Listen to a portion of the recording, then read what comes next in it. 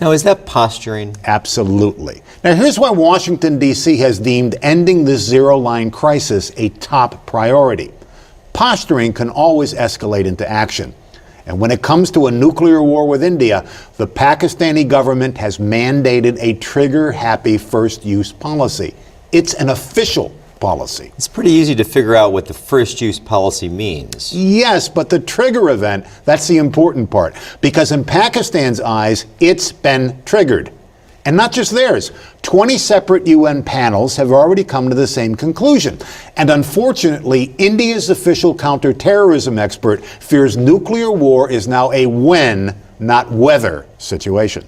Pakistan can initiate its first-use policy. They can preemptively start a nuclear war with India at any moment over one river, the Indus River. How could one river cause such a dangerous situation? It's a lethal cocktail of geography and geopolitics. The Indus River provides Pakistan with 90% of its fresh water for agriculture, 50% of the country's employment, and 25% of its GDP. They call the Indus River the water of life. Unfortunately, Pakistan has accused India of stealing the water of life. You see, the Indus River begins in India before crossing over the zero line and into Pakistan. Well, in 1960, Pakistan and India sat down to negotiate a tense agreement called the Indus Waters Treaty. It gave complete control of the Indus River and two of its tributaries to Pakistan, with one catch. One, it appears, nobody in Pakistan caught. India can use the Indus River for power generation and irrigation. This is a big problem. In 1960, when Pakistan signed the Indus Waters Treaty, they had a population of 45 million people. Today, they have 178 million. When India signed that treaty, they had a population of 448 million people. Today, they have 1.2 billion. More people equals more electricity. Since 1980, India's electricity demands have shot up over 613%, and folks there have seen their electricity prices spike 500%.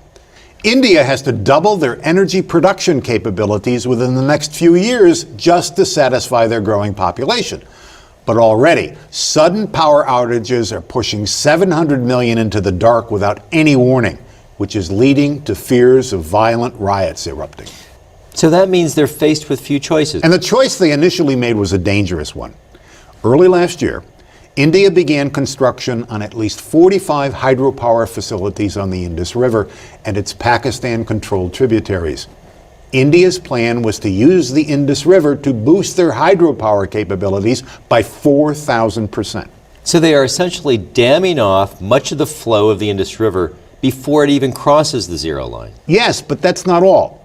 At any given time, India only has enough water to satisfy its nation's needs for 120 days.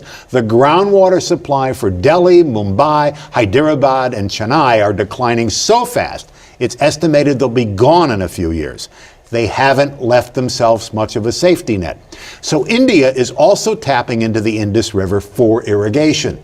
This has created a line in the sand moment because Pakistan is already dry to the bone. They have enough water reserves for only 30 days at any given time in that country. This situation has grown so severe. In the slums of Karachi, stealing water from public pipes has become a $500 million a year business.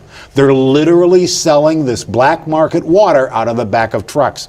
Karachi is located at the very end of the Indus River, just to the west.